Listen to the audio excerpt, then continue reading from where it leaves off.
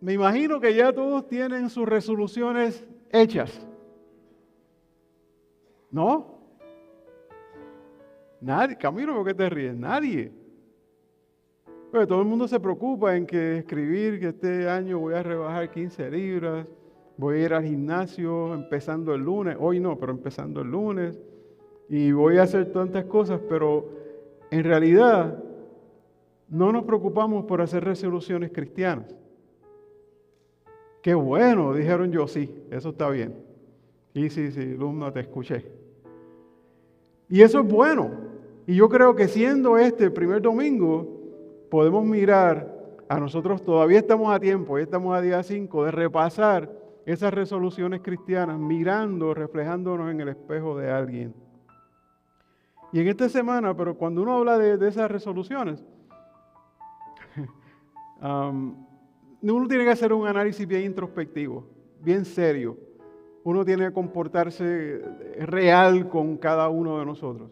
Yo no puedo hacer una introspección donde yo me vea más grande de lo que soy o más pequeño de lo que soy o con unas necesidades que tengo o que no tengo. Debo ser verdadero a mí. ¿Entienden lo que digo, verdad? Hasta ahora. Espero no confundirnos más de lo que yo tengo con propósito de confundirnos. Yo le decía a alguien esta semana, no hablando de las resoluciones, pero hablando de otra cosa, estábamos hablando de cambios. Y cuando uno hace resoluciones, y específicamente las resoluciones, en este caso cristianas, debemos hacer cambios. Y el cambio en la vida, paradójicamente como pueda sonar, es constante. Y cuando uno dice constante, dice, pero si es constante no debe haber cambio. Yo me acuerdo de cálculo en matemática, el integral de x es igual a x a la n más 1 sobre n más 1 más c, más una constante. Esa constante no cambia.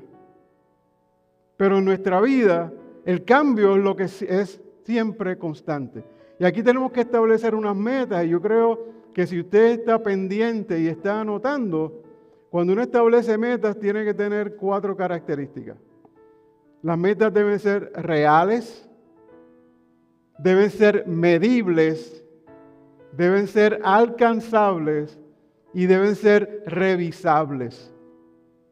O sea, estamos hablando de 2 conceptos, metas y estamos hablando de propósito.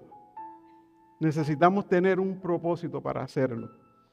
Y cuando nosotros miramos nuestra literatura, cuando miramos la literatura, y me refiero a esto, vemos en ella, en el Nuevo Testamento, al apóstol Pablo, que tantas cartas escribió, alrededor de 14 cartas de las 27 del Nuevo Testamento, si las adjudicamos, por supuesto, hebreos. No tengo por qué no hacerlo. Y él es una persona que pasó por los cambios guiados por el Espíritu Santo y unos cambios radicales a su formación, a su vida. Creo que mirarlo hoy, en uno de los pasajes, teniendo la licencia poética que me pueda dar el Señor, no cambiando el sentido, no cambiando la hermenéutica del pasaje, pero sí mirándolo quizás en otro ángulo, podamos llegar a la conclusión de que nos va a ayudar a formular esas resoluciones que nosotros necesitamos para este próximo año, de la misma manera que Pablo tuvo que reformular su vida completamente. El texto, yo para mí, puse un texto introductorio, si se puede decir así. No sé cuánto el seminario nos ayuda a esto o lo que sea, pero para mí me dejé llevar por algo. Y sí me gustaría que se pusieran de pie para esta sección nada más. Vaya conmigo a Isaías capítulo 1, versículo 18. Isaías 1, 18. Y dice, venid luego, dice Jehová, y estemos a cuenta. Y esa palabra la tengo subrayada, circulada. Estemos a cuenta. Si vuestros pecados fueren como la grana, como la nieve serán emblanquecidos. Si fueren rojos como el carmesí, vendrán a ser como blanca lana. Padre, te pedimos que añadas bendición a tu palabra. Te pido hoy, Señor, que nos guíes como de costumbre al predicador que está detrás de este púlpito domingo a domingo, Señor. Que traigas palabra fresca en este nuevo año. Bendice, Señor, los propósitos de cada uno y danos la capacidad de poder hacer ajustes y cambios. Y si era que yo no había hecho todavía mi resolución cristiana, que esta prédica de hoy me sirva para cumplir con esos propósitos. Te lo pedimos en el nombre de tu Hijo Jesús. Amén. Pueden tomar asiento, hermanos. Fíjense que les dije cuando llegué y dice, venid luego, dice Jehová, y estemos a cuenta. Yo no voy a hablar de Isaías, pero me lleva, por eso le dije que era un texto introductorio, me lleva al pasaje de la mano que yo quiero, porque cuando yo quiero hacer una resolución, cuando quiero establecer metas, como le empecé a decir, tengo que ser sincero y tengo que ser verdadero conmigo mismo. Así que tengo que ponerme a cuenta. Para ponerme a cuenta tengo que estar limpio conmigo, tengo que estar mirando al Señor cara a cara y decir, Señor, si es posible, permite que estas cosas que pueda yo cambiar en mi vida.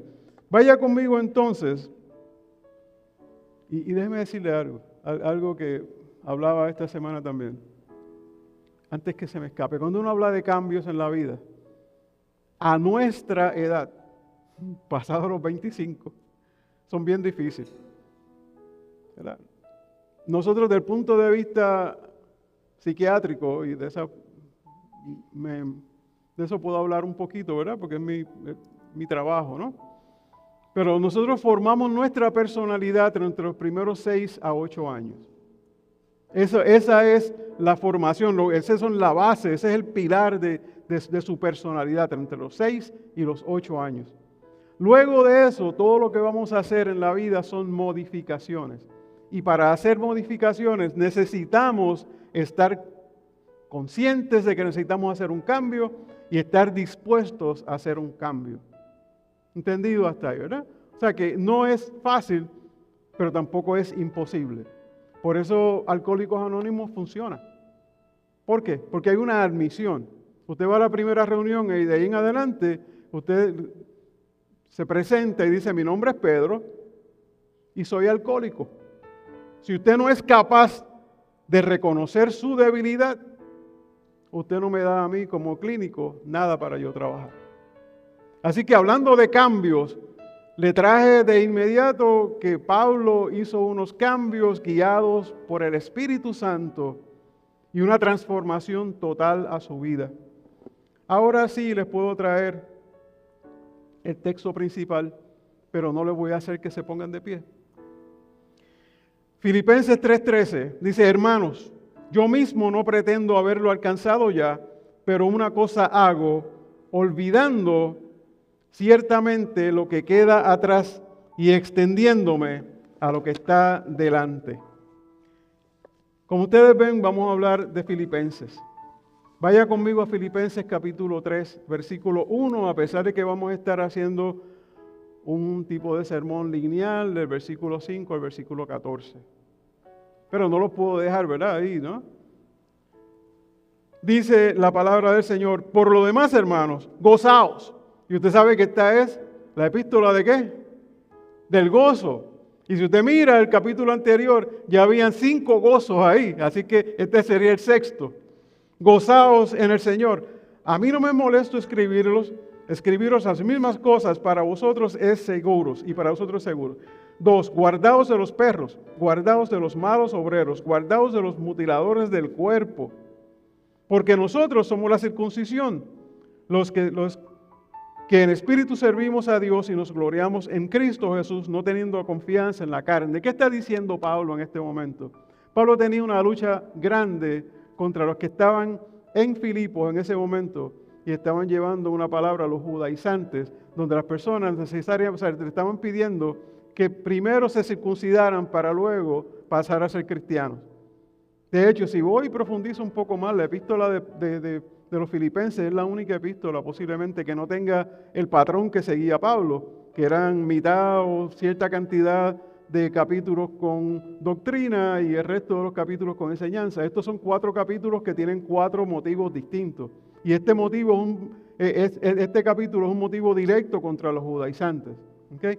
Y posiblemente se le envió con Epafrodito. Si usted mira el capítulo 2, Epafrodito vino a visitarlo, se enferma y él regresa de nuevo a los filipenses. Posiblemente Epafrodito fue quien llevó la carta. ¿Okay? Ahí tienen un poquito de historia. Y él lo que le está diciendo es, los judaizantes, o sea, nosotros no tenemos que circuncidarnos, nosotros somos la circuncisión. Nosotros, porque nuestra circuncisión está en nuestra mente, está guiada por el Espíritu, y como dijo él en un momento, la circuncisión no importa no importa si es circunciso o incircunciso. Lo importante es que aceptemos a Cristo en nuestro corazón. ¿Okay? Así que eso, basado en eso, él hace los primeros 4 versículos, dice, aunque yo tengo también de qué confiar en la carne, si alguno piensa que tiene de qué confiar en la carne, yo más. Y aquí vamos a los versículos que vamos a utilizar para nosotros poder establecer nuestro plan de trabajo para el año. Pablo no tenía por qué hacer una resolución. Y Pablo no estaba en esa, por eso le dije que es una licencia poética la que me estoy tomando. Pero por otro lado, hace un listado de cosas del que nosotros podemos beneficiarnos con fines de nosotros poder hacer ese listado que nosotros necesitamos para desarrollarlo a través de este año. Vamos a mirar 3 puntos, versículos 5 al 8, versículos 9 al 11 y versículos 12 al 14. Versículos 5 al 8 dice, circuncidado al 8º día del linaje de Israel, de la tribu de Benjamín, hebreo de hebreos, en cuanto a la ley, fariseo, en cuanto al celo, perseguidor de la iglesia, en cuanto a la justicia, que es la ley, irreprensible. Hago una pausa aquí. Porque Pablo está diciendo lo que yo le estaba precisamente mencionando a ustedes, que tenemos que ser justos con nosotros y ponernos en una posición cuando hagamos este listado de quiénes somos. Y él está diciendo, yo soy Pablo, yo soy un fariseo. Fariseo, no tan solo fariseo, sino fariseo de fariseos. En cuanto a la ley, irreprensible. Entonces, colóquese usted ahí con su nombre y diga, yo soy Pedro, en mi caso. ¿Soy qué? ¿Quién soy yo? ¿Quién soy yo delante del Señor? ¿Qué yo he hecho delante de Dios? ¿De qué yo puedo ser orgulloso? ¿Y qué tengo que mejorar desde ahora, a grosso modo? Pablo está diciendo, y lo dice no tan solo aquí, que es de la tribu de Benjamín. Si usted mira el capítulo 11 de la carta a los Romanos, en el versículo 1, Pablo abre con lo mismo, porque es un hombre orgulloso de su linaje. ¿De qué estamos nosotros orgullosos? ¿Cómo ese orgullo nos ayuda o nos desfavorece? Esa es una de las cosas que tenemos que empezar a mirar cuando estemos haciendo este listado que nos va a ayudar a través del año. Por supuesto, le hablé de metas y le hablé de que deben ser medibles, alcanzables, reales y que uno las deba revisar. A lo último, que el cristiano tiene metas a largo plazo queriendo decir eternidad y cómo llego allí, pero tenemos unas metas también que son a corto plazo, este año, el año que viene, el año de más arriba, poco a poco, y voy ajustando lo que estoy haciendo o no lo voy ajustando. Voy mejorando de mes en mes, de cada 3 meses, o me quedo igual. Son metas a corto plazo que me van a llevar a una meta a largo plazo. Pablo está diciendo, de la tribu de Benjamín, mire, eso también lo dice en Hechos capítulo 23, el versículo 6, cuando está frente a Agripa, lo dice, perdón, 26:5, cuando está frente a Agripa, lo dice frente al concilio en capítulo 23 del libro de los Hechos, capítulo 23, versículo 6. En cuanto al celo, lo menciona en el capítulo 8, versículo 3 de la carta de Hechos. También en el capítulo 22, cuando está frente al concilio, capítulo 22, versículo 4, y capítulo 26, cuando está frente a Agripa, versículos 9 al 11. O sea, ¿por qué le digo todo esto? ¿Por qué le doy esas referencias aunque sean rápidas? Porque Pablo es un hombre orgulloso. El orgullo puede funcionarnos positivamente como puede funcionarnos negativamente. Entonces nosotros en este ejercicio debemos mirar cómo está funcionando el orgullo para nosotros. Si usted mira Gálatas capítulo 1, versículos 13 y 14, Pablo está hablando básicamente del celo también que sentía por la iglesia, que sentía por la ley. Dice en Gálatas capítulo 1, versículo 13, dice, porque ya habéis oído acerca de mi conducta en otro tiempo en el judaísmo, que perseguía sobremanera a la iglesia de Dios y la asolaba. Y en el judaísmo aventajaba a muchos de mis contemporáneos en mi nación, siendo mucho más celoso de las tradiciones de mis padres. Estoy siendo real conmigo. Siéntese detrás de esa hoja que usted va a tener y diga, este soy yo. Porque muchas veces cuando algo nos afecta y nos llama la atención y dice, es que yo soy así. Es que yo soy Lugo y los Lugos somos así. Yo creo que mi esposa no me ha oído decir eso todavía. De esa manera no, ¿verdad? De otra manera quizás sí. Es orgullo. Es orgullo. Entonces, ¿dónde estamos sentados nosotros cuando podemos hacer un plan de trabajo? Cuando podemos decir, yo quiero mejorar como cristiano, si no somos reales con nosotros mismos. Pablo está siendo real. Dice el versículo 7 y versículo 8, pero cuantas cosas eran para mí ganancia, las he estimado como pérdida por amor de Cristo. Y ciertamente aún estimo todas las cosas como pérdida por la excelencia del conocimiento de Cristo Jesús, mi Señor, por amor del cual lo he perdido todo y lo tengo por basura para ganar a Cristo. Pablo nos está diciendo que él puso en la línea, como podemos decir, todo lo que él era, todo lo que él tenía. Sus estudios bajo Gamaliel, su participación en el Sanedrín, porque no lo dice explícitamente, pero se entiende por todos los comentaristas que Pablo era parte del Sanedrín, así como su maestro Gamaliel también lo era. De hecho, Gamaliel tiene un turno al bate en uno de los capítulos en el libro de los Hechos, ¿verdad? Así que se entiende que él estaba dejando absolutamente todo por esta nueva revelación que tenía del Cristo vivo que se le apareció camino a Damasco, que le toca el corazón. Pablo está dejando absolutamente todo. Y la pregunta en la tarde de inmediato para que usted siga anotando en ese listado, ¿qué está usted dispuesto a dejar? ¿Qué está dispuesto a cambiar para el nuevo año? ¿O vamos a seguir siendo el mismo Pedro Lugo, el mismo que no soporta a esto, no soporta aquello, no soporta aquel, no soporta al otro, el mismo que se aísla, el mismo que hace diferentes tipos de cosas?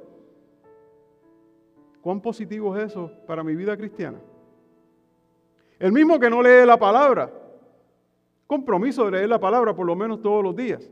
Un compromiso que podemos tener también nosotros de estudiar la palabra, no tan solo leerla. Leerla uno lee un libro, lee un magazine, lee cualquier otra cosa. Pero la palabra se estudia las escrituras. Dice que el mandato es a escudriñar las escrituras, ¿verdad? Porque en ella hallaréis ¿qué? Vida eterna, ¿no? Pues entonces no es meramente el compromiso que para salir bien con el Señor, yo abro la escritura por la mañana, Señor, aquí necesito de ti, de este salmo, ok, nos vemos la noche, déjame dejarlo ahí, nos vemos luego. No. Yo tengo que dejar algo. A veces para que las cosas duelan, cuando duelen es cuando realmente nosotros las sentimos. Positivo o negativamente. A lo mejor se murió un ejemplo estúpido que se me ocurre así de momento. A lo mejor te perdió un perrito. que no lo apreciaba. Pero cuando se muere, ¡ay, qué bueno era! ¿Qué falta me hace? Oye, y me avisaba cuando venía gente. Pero no te diste cuenta hasta que se murió. Tenemos que perder en ocasiones algo. Tenemos que sentirlo. Y yo creo que a veces no tenemos el compromiso suficientemente fuerte establecido como para nosotros poder decir, tengo que abandonar esto. Mire, ¿usted quiere una para mí? Yo tengo que dejar un poco el deporte. A mí me encanta. Me encanta el béisbol. Jugué béisbol hasta la universidad, tuve profesional, todo lo que usted quiera. Pero hay momentos donde he experimentado ya hace años, y he ido dejándolo, por cierto, pero que el Espíritu Santo me dice, ¿sabes qué? Se acabó, apaga. Cambia el televisor, la Biblia. Necesito escucharte. Oiga, ¿usted sabe qué nosotros no hacemos? Dar tiempo para que el Espíritu Santo nos hable. Deja algo para darle tiempo a que el Espíritu Santo se comunique contigo. Deja algo. Y traigo una nota que encontré de uno de los comentaristas, porque se decía que los fariseos y los rabís tenían un listado de ganancias y pérdidas en el bolsillo. Gané dinero, va a la columna izquierda, buen contable. Perdí dinero, columna derecha. Columnas negras, columnas rojas. Gané un amigo, aquí va. Perdí un amigo, aquí va. Pero por lo menos tenían unos listados, nosotros no los tenemos. Pero ellos estaban dispuestos a poner en ese papel todas las cosas. Nosotros los papeles los olvidamos. Los compromisos los olvidamos. Las resoluciones cristianas, podemos hacer resoluciones de que quiero ir al gimnasio, como dije al principio, quiero perder peso, quiero mejorar tal relación, quiero establecer tal vínculo. Esas las hacemos hasta cierto punto, por lo menos las pensamos. En nuestra vida personal, en nuestra vida profesional, en nuestra vida de familia, queremos hacer un viaje, queremos ir a Israel este año, todo eso lo programamos. Pero ¿cuánto programamos nuestra vida cristiana? Y estamos a tiempo este año para comenzar con el pie derecho, para decirle al Señor, mira Señor, heme aquí. Heme aquí, envíame a mí. Tenemos la valentía para decirle, envíame a mí. Está listo para decirle al Señor, envíame a mí. Envíame a evangelizar, envíame a hablar, prepárame, Señor. Mi corazón, mi carne está dispuesta. Inyéctala a mi espíritu ese deseo. ¿Estamos listos para eso? ¿O es un año igual que el 24, igual que el 23, igual que el 22? Para Pablo no fue así, nos lo está demostrando. Nos lo está demostrando con su escrito, no con una proyección como la que nosotros estamos incitando a que todo el mundo haga ahora. Mire, tome en cuenta la recomendación que nos da el mismo Jesús. En Mateo capítulo 13, versículos 44. ¿Qué encontramos ahí? La parábola del tesoro escondido. Nosotros tenemos un tesoro. Desde que usted se convirtió, tiene un tesoro. Mire lo que dice la parábola.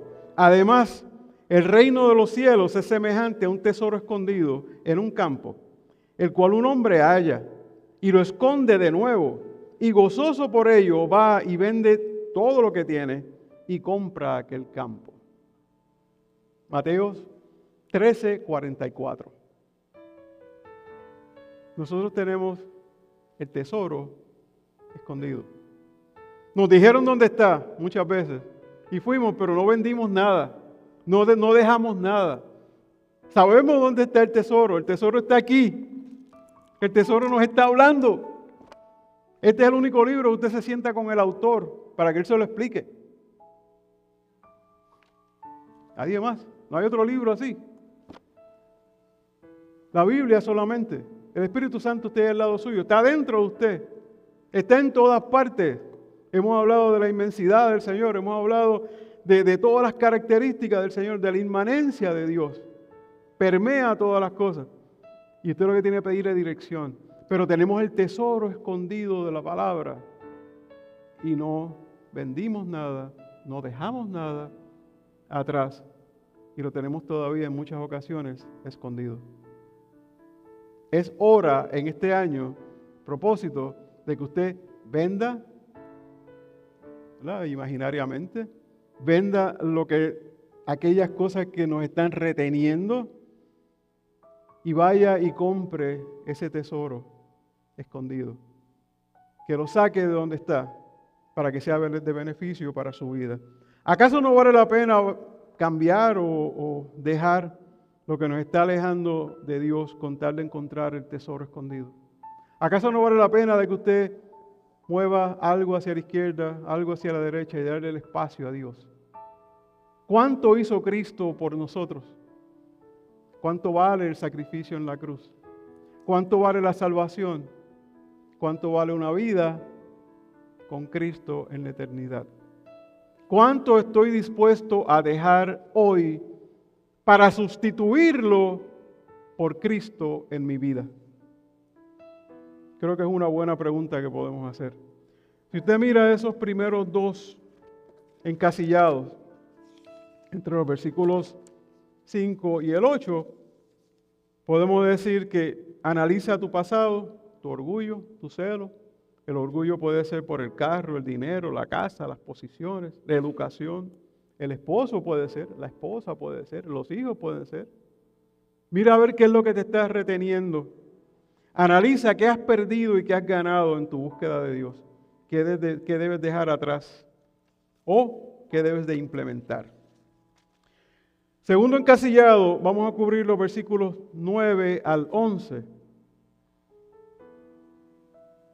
Dice el versículo 9, y ser hallado, decía el otro que lo tengo por basura, ¿verdad? Y permítame regresar un momento a la última línea, porque hay muchas de las traducciones que cuando van al griego dice por basura, dice por excremento. O sea, por excremento Pablo tenía todo lo que tenía ese momento. Él lo daba por excremento, no sirve. Los estudios con Gamaliel no sirven. El Sanedrín, la posición, no sirve. El dinero que pude haber heredado de mis padres, no sirve. Absolutamente nada sirve con tal de ganar a Cristo. Versículo 8, y ser hallado en Él. ¿En quién? En Cristo. No teniendo propia justicia que es por la ley, sino la que es por la fe de Cristo, la justicia que es de Dios por la fe. Dice el versículo 9, y ser hallado en Él, no teniendo mi propia justicia que es por la ley, sino la que es por la fe de Cristo, la justicia que es de Dios por la fe. Pablo mismo luego nos explica en Romanos 1:17 esto proveniente de la fe y que tiene que ver. Dice, porque en el Evangelio la justicia de Dios se revela por fe y para fe, como está escrito, mas el justo por fe vivirá. Y nosotros aquí hablamos de las últimas veces que prediqué y expliqué lo que era el concepto de por fe y para fe, que lo que quiere decir es de eternidad a eternidad. Eso es lo que quiere decir cuando Pablo está diciendo ahí que es por fe y para fe. La justicia es algo que nosotros estudiamos, aquellos que están estudiando las características, los atributos de Dios. Lo estudiamos. Y la justicia es algo que se nos adjudica a nosotros. Es algo que Jesús nos dio en el sacrificio vicario, esa muerte en la cruz sustitutiva por nosotros, de redención. Él redimió nuestros pecados, pagó por nuestros pecados. Y el Padre lo que hizo fue que nos dio la justicia de Jesús, las puso en nuestra cuenta de banco. Por eso es que Él nos ve a nosotros y no ve a Pedro, ve a Cristo. Él no lo ve a usted, ve a Cristo, ve a su Hijo. Por eso es que el mismo Pablo en Colosenses capítulo 3, versículo 3, dice que nuestra vida está escondida en Cristo. Escondida, ¿por qué? Porque nos esconde la sangre de Él.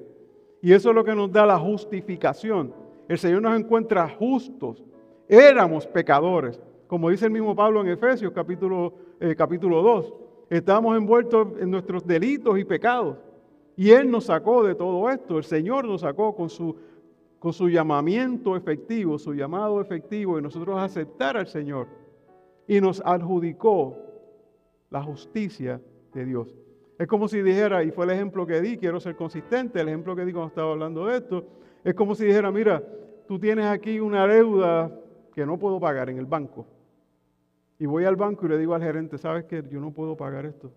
Es más, ni a plazo, no sé qué podemos hacer. Y el gerente dice, yo no sé de qué tú me estás hablando. Porque aquí vino alguien y pagó tu deuda. No. Sí, Cristo. Pero no tan solo pagó tu deuda, sino que puso en tu cuenta todo su dinero. Eso fue lo que hizo Dios con nosotros. Pagó todas nuestras deudas y puso más con creces. Nos deja su Espíritu Santo, como dice Luz. Hay otra referencia que podemos utilizar hablando de la justificación, que es la referencia por excelencia, capítulo 3 de Romanos, versículos 21 y 22, y los voy a leer de la Nueva Traducción Viviente, que me gustó, es más clara para entenderlo. Dice, pero ahora, tal como se prometió tiempo atrás, estoy en Romanos capítulo 3, versículos 21 y 22. Tal como se prometió tiempo atrás en los escritos de Moisés y de los profetas, y en algunos manuscritos más recientes, dice, en la ley de los profetas, Dios nos ha mostrado cómo podemos ser justos ante Él sin cumplir con las exigencias de la ley. Dios nos hace justos a sus ojos cuando ponemos nuestra fe en Cristo. Y eso es verdad para todo el que cree, sea quien fuere. Yo esperaba un buen amén ahí. Sí, como que esperaba un poco de ánimo. Como que esperaba que esto que se le está diciendo cale profundo en cada uno de nosotros, porque podemos escuchar cosas, pero proponernos cosas para vivir una vida santa, pía y cristiana es distinto. Y eso es lo que estamos hablando esta tarde. Vamos al versículo 10 y el 11. Dice, a fin, 10 y 11, a fin de conocerle el poder de su resurrección y la participación de sus padecimientos, llegando a ser semejantes a Él en su muerte, si en alguna manera llegase a la resurrección de entre los muertos. Oiga, yo no he visto a algún escrito de ninguno de los apóstoles que hable más y con tanto énfasis que Pablo sobre la resurrección. Prácticamente lo menciona en casi todas sus cartas. Fíjese que yo quise traerle un pasaje en particular para simbolizarlo. Se me hace imposible. Todos son buenos, todos son certeros. Todos los versículos que Pablo habla sobre la resurrección de los muertos, la resurrección de Cristo específicamente, todo tiene un significado especial. Pablo vivía eso como si fuera ya, eso va a pasar ya mismo, yo lo estoy esperando, esto es cierto, esto es verdadero. No levante la mano. Pero ¿cuántos versículos de eso usted puede citar? ¿Cuántos capítulos bíblicos usted me puede decir? Mira, esto está en, qué sé yo, en Primera de Corintios capítulo 15. Ahí está. Eso está en Primera de Tesalonicenses capítulo 5, capítulo 4. Eso está ahí. Porque Pablo es específico, lo menciona prácticamente en todas las cartas. ¿Por qué? Porque la resurrección de Cristo y la resurrección nuestra nos diferencia a nosotros de toda cualquier otra creencia que hay sobre la tierra. Mahoma nos resucitó, Buda nos resucitó, y así sucesivamente, siga buscando, ninguno. ¿Qué otra religión le ofrece la promesa de una eternidad con Dios basada en la resurrección y la justificación? Ninguna. Son premios que el Señor nos da, que nosotros necesitamos conocer. Pónganlo en su lista. Yo necesito conocer más de ese don que el Señor me está dando. Yo necesito conocer más de qué va a pasar, porque yo me imagino que si usted va a hacer un viaje a Italia, usted prepara su maleta, ¿verdad? Y antes de preparar la maleta, usted mira la temperatura que va a estar, los días que usted va a estar. Y usted mira a qué sitios usted quiere ir en Italia. mira, me gustaría ir, y no sé si voy en un grupo, si voy individual, y vamos a ir a tal lugar, y quiero comer en este sitio, y quiero ver este modista, y quiero ver aquellas cosas de la cultura, y quiero ir a, qué sé yo, todos los sitios que usted puede ir en Italia, y voy a estar 2 semanas. Y esas 2 semanas van tan ahí programadas. Y de tal hora, si está con un grupo, vamos a estar en tal sitio, y de tal hora, vamos a estar en este otro sitio. ¿Y qué tal con la vida cristiana? ¿Usted se ha programado? ¿Usted sabe algo de la resurrección? ¿Usted puede hablarle a alguien de la resurrección? Aparte de decir que sí, vamos a ser levantados. Que sí, el Señor va a venir por su pueblo. Fantástico. Pero puede ilustrarlo y decir, mira, vamos a ir al capítulo 15 de la primera carta de Pablo a los Corintios y vamos a discutir aquí todo esto que está pasando aquí. O vamos a ir a la carta de los Tesalonicenses y vamos a ver qué es lo que está pasando y te lo voy a explicar con detalles. Pues en estas resoluciones, hágase del propósito de conocer un poco más al sitio que usted se dirige. ¿Cuántos quieren ir al cielo? Nadie quiere morirse, pero todo el mundo quiere ir al cielo. Vi 2 manos que se levantaron que querían ir al cielo. ¿Hay alguien más que quiera ir? Oh, todos. Yo lo doy por un hecho, ¿verdad? Todos. Pero no le entusiasma. ¿Cuántos quieren ir al cielo? Yo creo que hay gente que daría cualquier cosa nada más que porque le hicieran la pregunta. ¿Quiere ir al cielo? ¡Sí! ¡Amén! ¿Cuántos quieren morirse? Esa yo la entiendo. Versículos 10 y 11. Perdón, eso fue lo que leí. 12. Déjeme leerle cuáles son los puntos que debería. Analice cómo está su fe. ¿Cuánto sabe sobre la resurrección? ¿Y cuánto oras al respecto? Versículos 12 al 14 dice, no que lo haya alcanzado ya, ni que sea perfecto, sino que prosigo por ver si logro asir aquello para lo cual fui también asido por Cristo Jesús.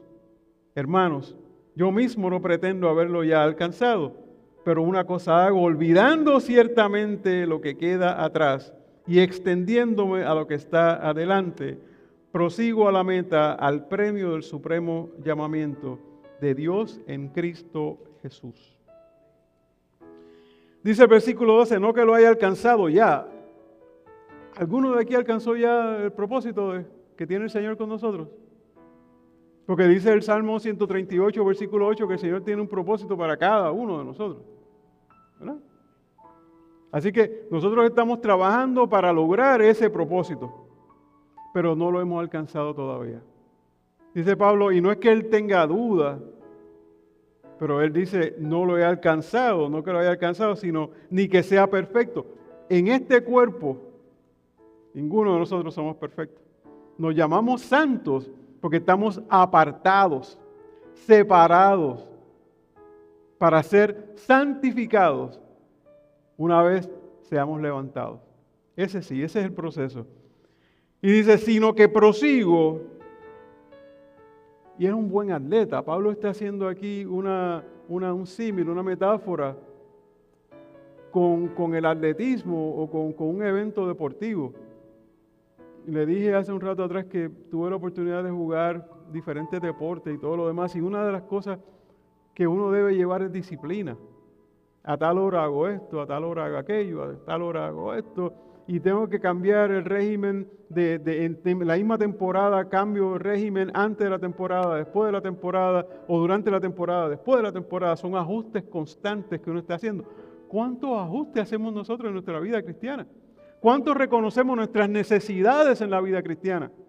¿Cuántos de nosotros decimos, necesito, mira, yo he estado orando y creo que no es suficiente?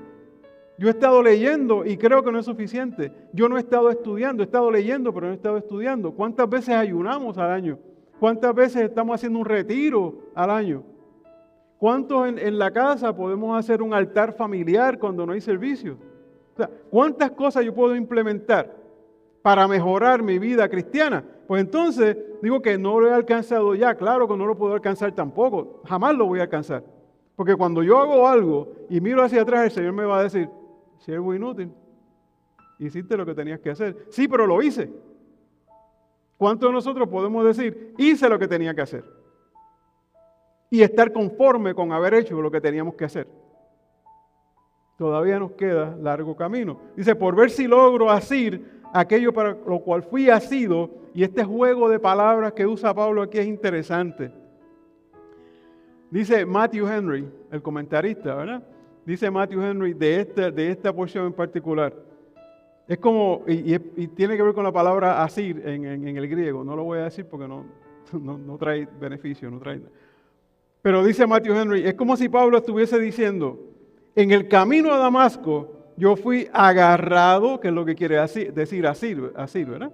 Agarrado, prendido, casado por Cristo. Ahora yo quiero prenderle a Él, asirme de Él, hacerme enteramente con Él, pues para eso me alcanzó y me asió Él a mí.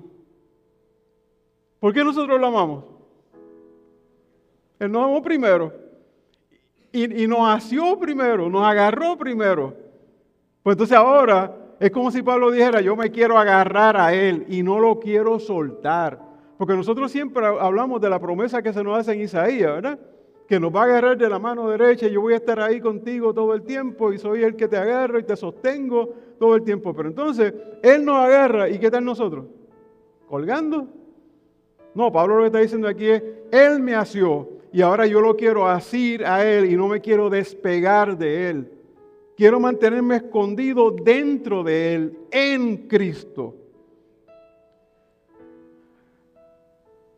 La referencia que puedo traer aquí está en primera carta a los Corintios, capítulo 9, versículo 24.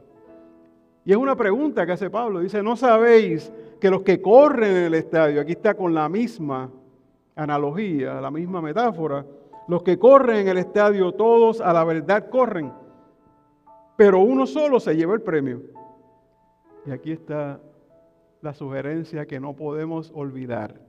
Corred de tal manera que lo obtengáis. En la carrera del maratón y en la carrera o los juegos deportivos hay un ganador. No, aquí vamos a ver millones de ganadores. Y usted puede ser uno de ellos y yo también.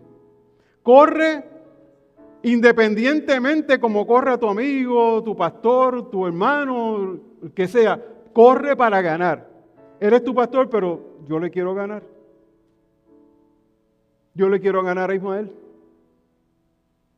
Yo le quiero ganar a Araceli. Hay que correr como si fuéramos el campeón del mundo. Como que nadie nos va a agarrar. Pero para eso necesitamos tener una estructura. Necesitamos tener un compromiso. Necesitamos tener deseos. Dice el versículo 3, hermanos, yo mismo no pretendo haberlo alcanzado ya, pero una cosa hago, olvidando ciertamente lo que queda atrás y extendiéndome a lo que está adelante. Le va a hablar el clínico Pedro. Yo no olvido el pasado en el todo, porque el pasado hace quien yo soy hoy. El Pedro presente está formado por el Pedro pasado. Pero sí lo puedo empujar una vez yo analice el pasado. Yo miro qué pasó en el 24. ¿Por qué yo estoy haciendo un análisis ahora de qué voy a hacer en el 25? Porque voy a mirar para mi vida cristiana, para mejorarla, quiero mirar qué pasó en el 24. ¿Qué cosas fueron positivas? ¿Qué cosas fueron negativas? ¿Qué cosas yo puedo mejorar?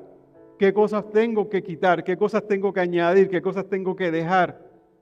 Este es el momento de nosotros hacer eso, según ese versículo que dice que nosotros debemos olvidando ciertamente lo que queda atrás y extendiéndome hacia lo que está adelante. Una vez usted analizó el 24, una vez usted fue sincero con usted y analizó su vida cristiana, cómo iba, y dije cómo iba, entendiendo que va a hacer ajustes para ser un mejor cristiano en el 25. Y si este análisis lo hacemos en el 26, debe decir qué pasó en el 25, para en el 26, si el Señor no ha llegado antes, ser mejor que en el 25. De hecho, el análisis va todavía más corto. Es esta noche, cuando ponga la cabeza en la almohada, decir qué hice hoy bueno, qué hice hoy que no fue tan bueno, qué tengo que cambiar mañana para ser una mejor persona, para ser un mejor cristiano. Si puedo hacer eso desde metas cortas, metas pequeñas, esta sugerencia va a ser bien fácil de implementar.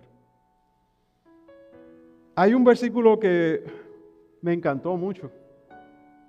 De hecho, pensé predicar de eso hasta que el Señor me convenció que esa no era.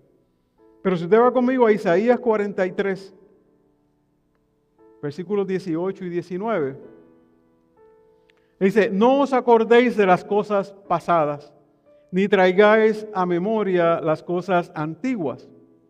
He aquí que yo hago cosa nueva, pronto saldrá a la luz. ¿No las conoceréis? Otra vez abriré camino en el desierto y ríos en la soledad. Oiga, ¿qué no puede hacer Dios? ¿Qué es imposible para Dios? Cuando usted piensa que en su vida usted tiene tal situación, tal otra situación, nadie la puede cambiar. ¿Quién la puede cambiar? Dios. Lo hizo anteriormente y lo puede hacer ahora. Abrió ríos en el desierto, además separó el mar para que el pueblo pasara pies secos, como dice Dani Berrío, ¿no? Con sus pies secos pasaron al otro lado. ¿Qué más hizo? De una roca sacó agua. ¿Qué más hizo? Maná del cielo, aves del cielo.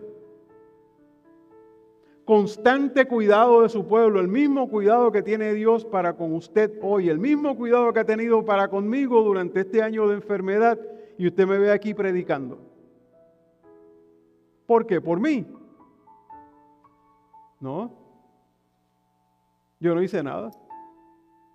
Él lo hizo todo. Él lo ha hecho todo. Y un día de esto, cuando tenga otros elementos que pueda discutir con usted, vengo y le doy un testimonio completo. Pero todo lo que ha pasado en mi vida en este año, diciembre 18 del 23, hasta diciembre del 24 este año, y lo que lleva de los 5 días que van, todo lo que se ha hecho en mi vida, lo ha hecho Dios. ¿Imposible? No. Él puede hacer cosa nueva siempre. Ponga su vida en sus manos. Dígale: Señor, mira, hasta aquí llegué yo no puedo hacer nada más. Lo dejo en tus manos. Oiga, pero cuando usted dice lo dejo en tus manos, déjelo en sus manos. No meta usted la cuchara. No, porque entonces se le daña el sopón. No, deje que el Señor sea quien cocine completo. Si usted dice: te entrego a mi hijo, tenga cuidado. Te entrego a mi hija, te entrego mi trabajo. Sí, porque Él va a hacer según su voluntad. Y hay que respetar esa también. Pero quizás ese debe ser un pasaje que podemos acoger juntos. Siempre es bueno validar el Nuevo Testamento con el Antiguo Testamento. Y de hecho uno mira el Antiguo Testamento a la luz del Nuevo Testamento. Y eso es lo que está haciendo este pasaje, validando el pasaje que nosotros estábamos hablando inicialmente, que es el pasaje 13. Dice: hermano, yo mismo no pretendo haberlo alcanzado ya, pero una cosa hago, olvidando ciertamente lo que queda atrás. Eso es lo que está diciendo Isaías. Eso es lo que está diciendo Dios a través de Isaías, ¿verdad? No os acordéis de cosas pasadas. ¿Usted sabe cuánto de nosotros vivimos en el pasado? ¿Cuántas cosas nosotros nos molestan del pasado? Los psiquiatras vivimos del pasado de mucha gente. Alguien me dijo los otros días, me acordó un refrán de que uno no puede manejar un vehículo mirando por el retrovisor. Usted puede dar reversa de aquí a allí y alinearse, pero no puede ir a 60, 70, 80 millas por hora, 100 en el expreso, ¿no? Mirando hacia atrás, no. ¿Cómo manejamos? ¿Mirando a dónde? Mirando hacia el frente. Obviamente debes acordarte de la carretera y qué pasó anteriormente, pero uno mira hacia el frente para ir en la dirección correcta, ¿no? Así mismo es la vida cristiana. Olvidando, no os acordéis de las cosas pasadas, ni traigáis a memoria las cosas antiguas. puedes acordarte, pero que esas cosas no definan tu presente. Que tu pasado no necesariamente tiene que definir quién tú eres o quién vas a ser. Entonces, sí, yo dije al principio que quien yo soy, sí, el pasado. Pero no define quién yo voy a ser. Y es un pensamiento incorrecto que existe en la ciencia. Porque el psicólogo le dice a uno usualmente, usted va a ser, si usted quiere mirar quién usted va a ser en el futuro, mire su pasado.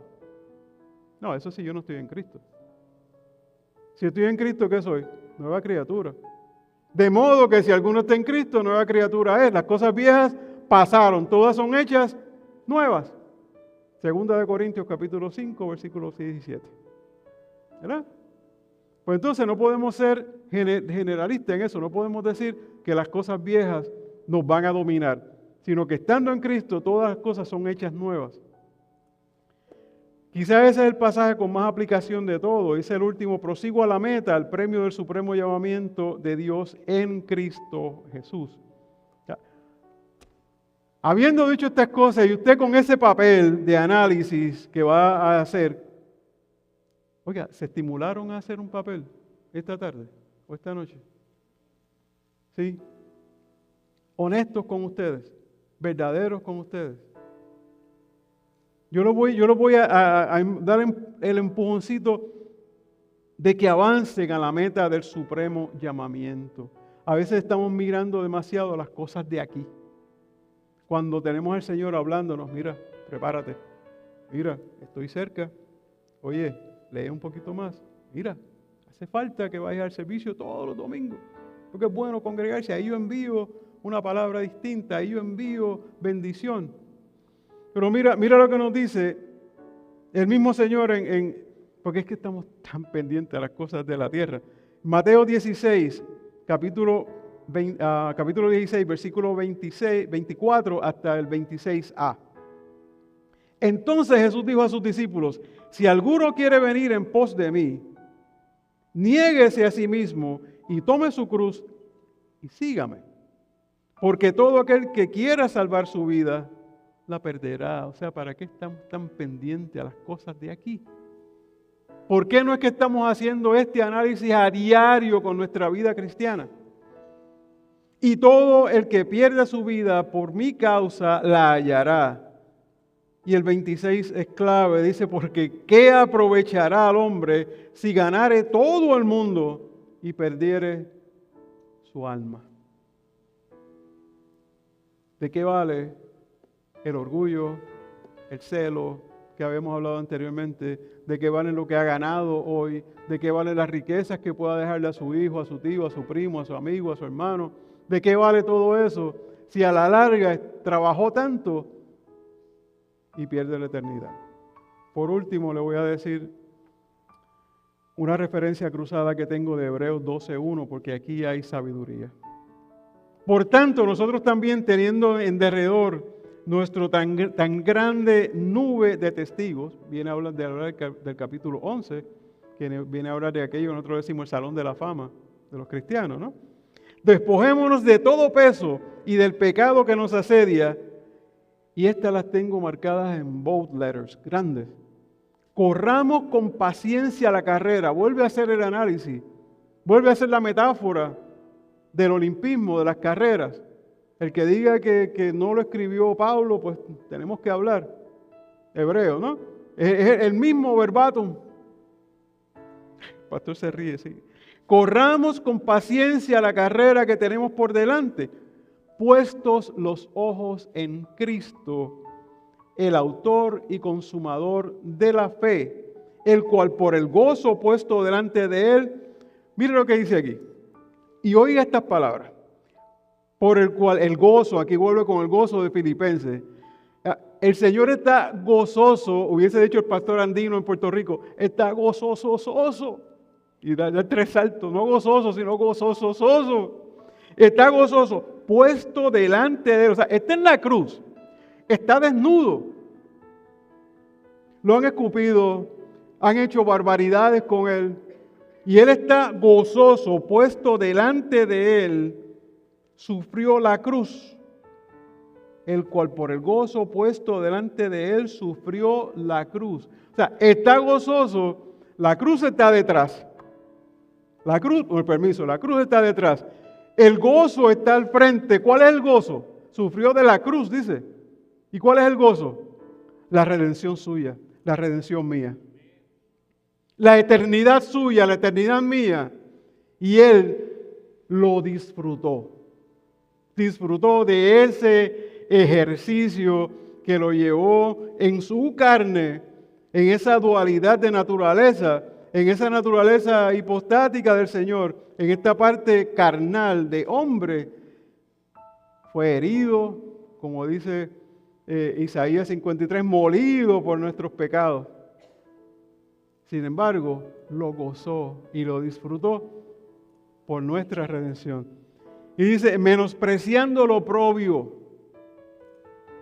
y se sentó a la diestra del trono de Dios. Mire, les hablé al principio, y para resumir, les hablé de los versículos 5 al 8, de analizar tu pasado, tu orgullo, lo que has perdido, lo que has ganado, qué debes dejar atrás. Esos fueron los puntos fuertes, ¿verdad? Analiza cómo está tu fe, cuánto sabes de la resurrección de los muertos, cuánto lees al respecto, cuánto oras al respecto.